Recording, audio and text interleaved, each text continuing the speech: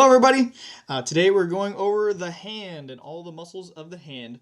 The hand is one of my favorite parts of the body, and it is brilliantly designed for both structure and mobility, and allows us to grab things, type on the computer, and perform all the daily functions that we have in life, and is extremely well designed. And so today we'll be going over the intricate anatomy of the human hand using our handy dandy 3D model here. Alright, without further ado, let's dive in.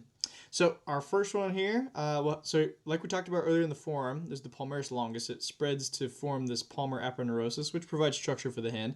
We'll go ahead and hide that so we can visualize all the muscles here. Our first one on the list that we'll cover today is the palmaris brevis, its little brother. This one is very unique, and it actually starts on the actual border of the palmar aponeurosis right here. Kind of wraps around and attaches to the very superficial to the skin of your around this part of your hand more medially, and is responsible simply for honestly wrinkling that part of your hand skin wise, and then also just deepening the concavity of the hand to help with our grip strength and gripping objects and all that. Innervated by the ulnar nerve. So go ahead and hide that one. So the hand is split up into two key distinct portions. This is the area at the base of the thumb, the big meaty part right here, is called the thenar eminence, right here. And this group of muscles right here by the pinky, with the meaty part of the pinky, is called the hypothenar eminence. Thenar eminence is innervated by the median nerve, while the hypothenar, and mainly everything else in the hand, I'll teach you a trick later, is the ulnar nerve. So we'll dive into the thenar eminence here. All right. So mainly when we're talking about the thenar eminence, they all three of these muscles. So it's 3 and 3, which is pretty easy to kind of grasp. There's a flexor, an abductor, and an opponens for each of these. And so the thenar group is mainly attaching to that flexor retinaculum, which is right here. And then also the carpals, the scaphoid, and the trapezium, which is located in that area right here. And then they all attach to the proximal phalanx of the thumb right here to provide and produce those actions. So our first muscle on the list, we'll go through them fairly quickly. Is our most laterally of our thenar eminence is the abductor pollicis brevis. So again, remembering that abduction, abduction, and adduction happens in the sagittal plane, and so does this motion right here. And producing that motion because it crosses the joint and is responsible for moving the thumb in that direction. Hide that one. Our next one is our flexor pollicis brevis. So this crosses the MCP joint, or the metacarpal phalangeal joint right here, and is responsible for flexing that part of your thumb. And then underneath those, we have our opponens. So here's our opponens pollicis. And the opponens pollicis is responsible for helping the thumb oppose, or aka touch, the fingertips of the other fingers. More specifically, very oriented to touch the pinky to the thumb, but helps with touching and opposing our fingers. Again, helping with our precision grip, like holding a pencil, or doing fine motor tasks. So that is that one. All three of those are innervated by the median nerve. So we can go ahead and hide those. Moving on to the hypothenar eminence over here. Same 3 muscles, except this time they all kind of attach to both the flexor retinaculum, and then over here at the pisiform and the hook of the hamate typically. And then again, they go and attach to the proximal phalanx of the pinky over here. And so the most medially we have of the hypothenar eminence, we have the abductor digiti minimi. And so this one is bringing the pinky away from the hand, like that. And our next one here is the flexor digiti minimi, just as the name suggests, flexing the pinky. If I can hold that, there we go. And then beneath those two is our opponens digiti minimi right here. Same function basically as the thumb one, but comes around and helping to bring the pinky to touch the thumb like so. Again, helping with our grip and fine motor tasks. Moving on to the deeper layers of the hand here. We have thumb here. We have our next muscle is the adductor pollicis. Adductor pollicis originates on the 2nd and 3rd metacarpal, the base of them, kind of a broad muscle, and then comes around to attach medial surface of the proximal phalanx right here.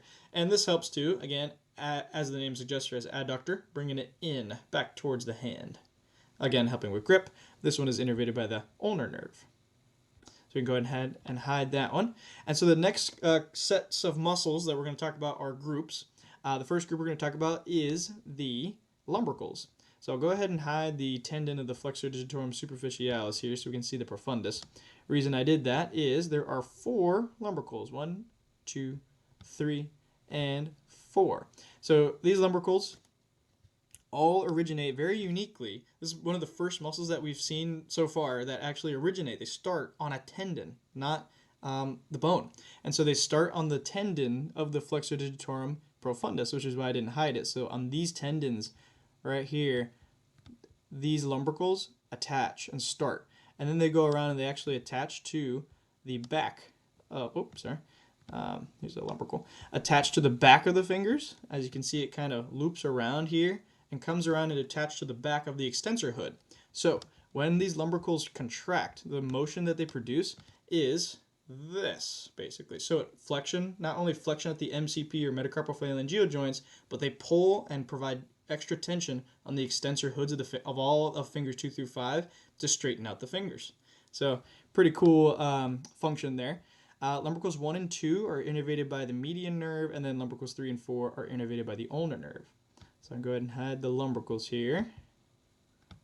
Lumbrical 2, lumbrical 3, lumbrical 4. All right.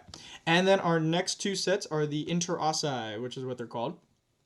And there is palmar and dorsal. Right now we're on the palmar, so we'll go over the palmar right now. So the way I remember this is 3 pad, 4 dab. That meaning we'll start with 3 pad. Okay, so since we're on the palmar side. So 3 pad meaning there are 3 palmar interossi muscles. The P in pad meaning palmar, so they're on the palmar side. And then AD of pad means adduction. So bringing those fingers towards midline. The midline of the hand is the middle finger. And so there are 3, bringing fingers 2, 4, and 5 towards the middle finger.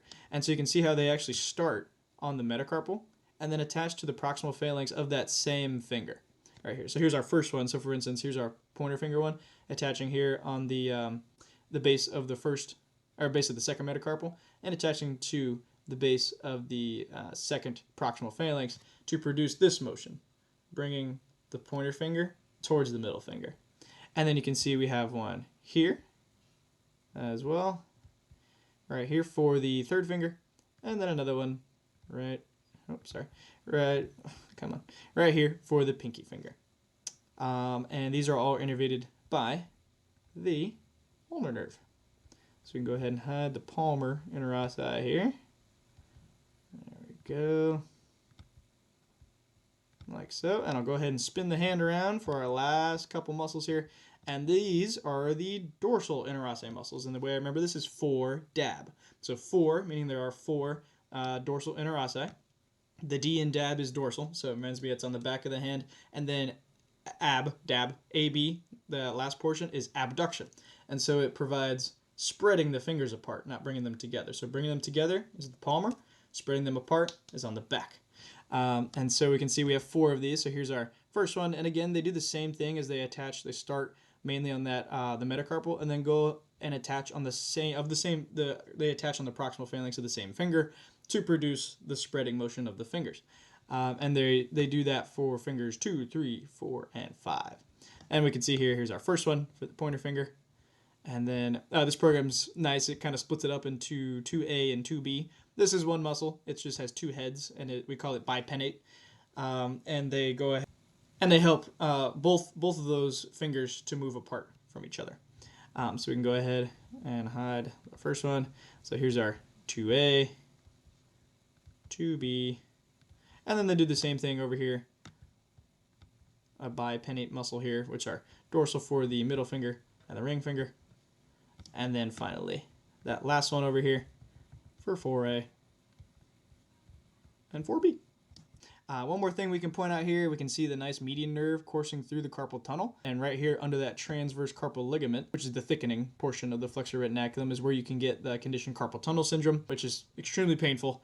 And then you can also see in this program that does a good job of depicting the ulnar nerve here as it courses through Guillen's canal, which is right where the transverse ligament of the pisiform and the hook of the hamate sits, and it goes right underneath. It's basically a tunnel, and it's another site of compression that could happen in some people. And you would get numbness along your ring finger and your pinky finger in that case. But yeah, those are all the muscles of the hand. I hope you guys all learned something. If you have any questions, feel free to put it down in the comments. I am the PT guy, educating you on God's wonderful creations. I'll see you in the next one.